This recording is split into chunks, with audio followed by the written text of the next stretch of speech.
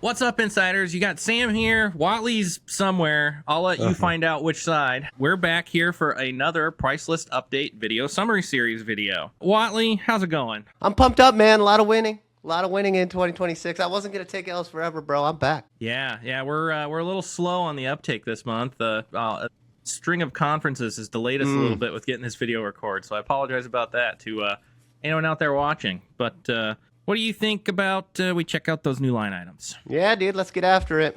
Get after it.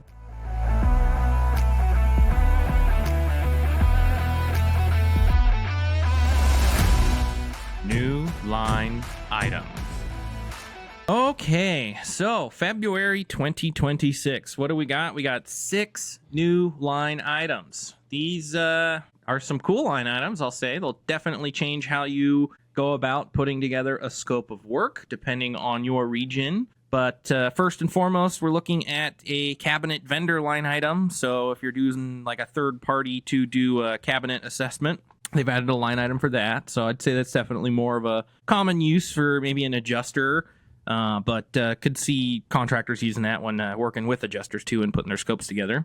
Next, we've got a new asbestos tear-off line item for plaster. So that's a cool add to see. I know it's common to run into asbestos-containing plaster, especially depending on region. So cool to see that they've added that. And Dude, then, I was just on a bus at the Evolve conference with a PuroClean restorer who will remain unnamed. I got to remember to send this video him. And I was like, dude, I think there's a new... he's like, I can't make money with asbestos removal when there's plaster. And I was like, dude, I think there's a new line item for that. And boom, here it is, bro. There it is. They're making it happen, and there was a demand for it. So rather ironic. I was just having that conversation on a bus with restorers a week ago. All right, what's going on with this window exhaust port? Yeah, now we've got window exhaust port. So they've added it for both the HMR and WTR categories, but we'll look at the detail. And specifically, it includes lumber, fasteners, tape, and coupling, and then labor. It excludes ducting. So this is for like a framed, basically like temporary framing in a window to create an exhaust port. But materials and labor to create an exhaust opening / port for a window when using negative pressure in an area. So using a negative air fan, trying to exhaust out rather than filter within the environment. Or even in a scenario if you're doing like a smaller desiccant dehumidifier that's within the room, you could use the line item for that to do the ducting outside. This is awesome. This is something I always struggle to provide guidance on, like how to bill for. And this is only showing up the window exhaust port. Do we have that in WTR? It's in HMR and WTR, right? Yep. Nice. Okay, great. And I think you could probably use this like if you had a trailer mounted desiccant, you're bringing the big 18, 24-inch ducts in. Yeah. Too. I don't really think that's what it's for, but it's close enough and it provides some I would relief. say it depends on the size, because this isn't each line item. So you'll see the HMR is about 63 before any ads, but and then 59. it's enough relief so to maybe. for figuring that out. Yeah. There's no perfect way to cost this, right? Because it's not like a seismic strap for a 50-gallon water heater, which is like universally known and understood. Each window is going to require some bit of fairing strips and duct tape and prayer and expertise and so Carriage on. bolts and whatnot. Yeah, you got it, dude. I dig this, man. Here's your $60. Get out of here. Get your exhaust port. I love it. Great addition. Great addition. Yep. We got some work to do with we got that negative air insight sheet that leads to the macros, that leads to our rules. So we got some updates to do for sure with that new window exhaust port line item. So the way Xactimate has been with releases these price lists these past 4 months, probably there's a lot of insight sheet updates we got to make. Yeah, they've been hammering us, right? And you're about to get into some more, dude, right here, actually. Yes, absolutely. So let's talk about these. I know these are more applicable to you having tile roofs. Yeah, so a lot of discussion for the last decade between Actionable and the Xactware pricing department because, well, shoot, we've got a Southern California bias, as Fletcher's alluding to, and we actually don't have that much. Like, it's way more prevalent that we have tile roofs. out here. Even like builder Gray's homes have tile roofs as opposed to like 3-tab asphalt roofing. And it's a lot trickier to deal with tile when it's wet and stormy and rainy and you're trying to tarp. And then how the heck do you keep that tarp down, right? You can't like you can't just like tack it down. So you got tile.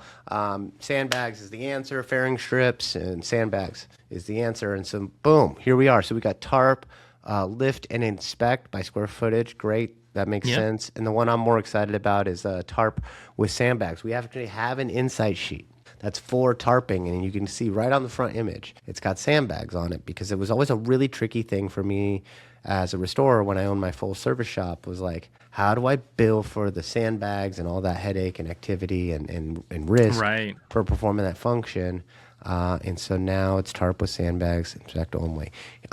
My 2 cents on this whole square footage, something that's really drove me nuts as I've observed claim settlement over the last 2 decades. Often managed repair players, re-inspectors, staff adjusters, they really try to constrain the square footage of tarping way too much. And I've seen them get like, oh, well, you know, it's only like a 3x3 area that's causing the leak. Like, how could you possibly need more than 100 square feet? Doesn't work like that, folks. You can't just like tarp right where the leak is. You got to go all the way to the ridge of the roof, okay? Otherwise, the water would run under the tarp. And in general, nobody's getting rich off tarping. Nobody in this business. So to the extent that a restorer is willing to get on a wet roof for you and go tarp something, maybe don't beat them up on the square footage of the tarp. They're taking fantastic risk from a work comp perspective. They're taking fantastic risks. How many times as a restorer, Fletcher, you go and tarp something, and then the tarp maybe blew back or failed to some extent or another, and then the powers that be are like, oh, you didn't tarp it well enough. Like, a tarp is not like a roof. Like, it's we're just trying our best here, but it's clearly there's a problem. Yeah. The whole thing is nuts to me to try to beat a restorer up over the square footage. So I invite those of you that are on the carrier side of the house, or you represent carriers, just be a little more gracious with the square footage for tarping. Having larger tarps creates better outcomes, mitigates additional risk, and nobody's getting rich tarping. So don't beat your restorers up on that one. Yeah, I think especially, I mean, you talk about risk to it too. I don't know how many burnt roofs you've been on top of, but they're a little sketchy sometimes. Hell yeah.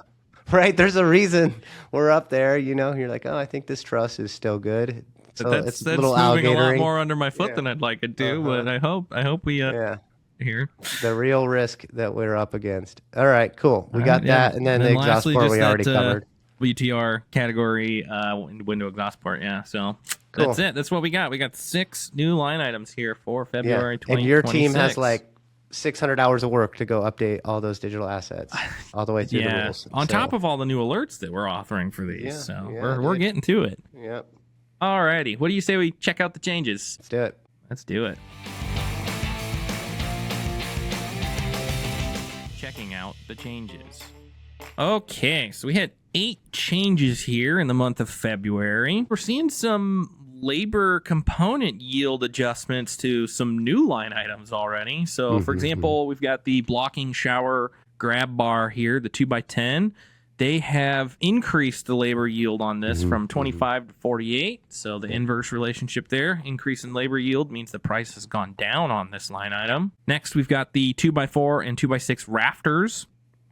And what we saw on these was a decrease in labor yield. So for the 2x4 rafter, it went from 52 to 31. So slight increase in price for that one.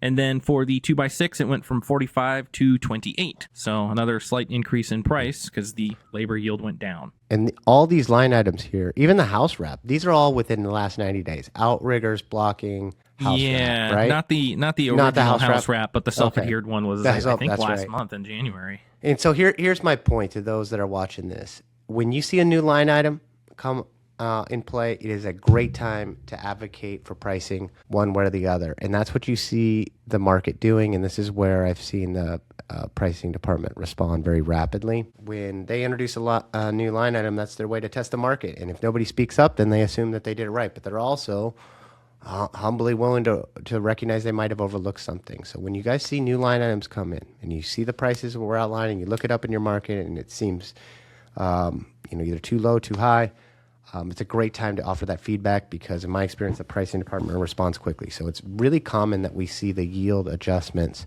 within, say, 60 days of when a new line item is added. And that's why, everything I'm looking at is really an outcome of line items that have been added really recently, with the exception of the old house wrap line item and the post and pull frame steel building. I think that one is not new either, right? No, that they included this on their list this month, mostly because this line item does include the original house wrap, which they made some slight changes to the material yield. So we can look at that here for the the self-adhesive house wrap here. Nope, it's the wrong one. The material yield went from 4 to 1, so a pretty massive decrease in the material yield. So the price on this one went up quite a bit. And then I believe they either changed it from a lineal foot to a square foot or a square foot to a lineal foot. It was one of those two changes. That'll do it. Cool. But I wonder if that was just like a fundamental mistake in the original composition of the line item. Probably. Yeah, I'm sure it was just, kind of just a minor mistake. They didn't quite catch that, so they made that revision. But taking a look at some of the differences here, you can see like for the blocking, it went from 602 here in February 2026 on the left, and then for the January price list, it was $865, so about a $2.60 drop there. For the 2x4 outriggers, it is now $653 in the February price list, but the January price list, it was $464. The 2x6 was $538 in January. It is now $737, so pretty decent increases there for those two. Cool. And then for that self-adhesive moisture barrier, went from about 51 cents in January to 122, so over 100% increase. So very big increase there for the material yield. And then they did make some material yield changes to the original house wrap, but the price itself did not change. It's 46 cents in January and it's 46 cents in February. So not too sure on that one, but should we look at the future? Should we hop in our DeLoreans, go 88? Yeah, let's do it, bro. Alrighty. Forward to the future. Moving on to the future. Couple of exciting line items here. I don't know how often you've done, commercial buildings. Yeah. I've done quite a bit in commercial banks where they have cove base, but it's pretty fancy, and you actually have to cut it on a miter saw and do miters at your corners. So they've added a high-grade vinyl cove base line item. I hope that's what they're accounting for here, because I think that's becoming more prevalent in some of the higher-end commercial buildings now. As opposed to the ones where you just razor knife the last inch of it, that lovely and then cove base. Yeah, I got you. Yeah. I love doing outside corners on cove base. It's the most fun. It's the best. I loved it. Power washing for the painting category. So now we're going to be able to have that a little more applicable if you're doing exterior work. Yep. Review low E definitions for the applicable items and window categories, so maybe see some updates to the material priced on that. Review material association and definition qualifiers for the snap block laminate floor series of items. Yeah, and I feel there's like just so much changing with the materials on that front. Yeah, that's what's going on. Like over the we last decade, the materials themselves have changed so much, so they're changing. They have, and I think we just saw this with vinyl plank here in January, if I recall correctly. So not too surprising to see that they're doing it for snap block laminate now. Yeah. Next, we're looking at some stuff that's a little further out here. So we're going to be seeing some new line items in the roofing category, specifically RFG 300 and RFG 300 minus, and we're looking at some corresponding items to be added for that, so material components within the software itself, and then definitions and all of that. So that's what we're looking at here for the fifth and sixth upcoming things that we can look forward to here in the future. Okay. Interesting. It doesn't mention the product series. Yeah, so that'll deviate from familiar patterns. I mean, Verisk is pretty reticent to include product names with their line items. There's only a few that I can think of that actually include product names. And it does say that for 6 here, incorporating major brands and product series. Yep. All right. We'll see what this looks like. I definitely got my eye on the roofing line now. I want to see what's going on there. So, but clearly a lot of changes. I mean, to the pricing teams department, they are not sleeping on it. Yeah, they're keeping us on our toes, that's for sure. No doubt. All right, so a lot of changes this month, a lot of changes last month, a lot of changes the month before, and frankly, for the last decade, this price list continues to move. And so you can either watch all these videos and then commit all this stuff to memory, or you can outsource it to the machines. That's what we've done. So I invite you guys, if you haven't had an opportunity, go check out what Actionable is delivering in terms of their AI-powered version of Xactimate, where once you add a relative line item, then there are rules that guide you towards the line items that would otherwise be warranted or are mutually exclusive. These rules aren't made with any particular bias. We are pursuing accuracy. And we're hoping when these claims hit a carrier's desk, they can be approved without hesitation. So don't want to oversell the thing, but trying to keep all this in mind is really untenable at this point. I am so glad that Fletcher downloaded our brains into the computer. And I'd love you folks in the audience to be the beneficiary of it. So go check it out at getinsights.org. You'll get it. And in the Pro Plan and better, we've got access to that product I'm talking about. Fletcher, what else should they know? Well, don't forget the best part is if they want to try it, they can try it for less money than if you bought a bag of pretzels on the airplane. It's free. I like that. All right, cool. I had not heard that one, folks. That's new to me. That's new to me. All right, Fletcher. I love it. This was fun this month. Thanks for putting this all together. That was a lot of hard work. Appreciate you very much. Yeah, no problem. All right. Thanks, everybody, for tuning in. Keep building. Stay humble.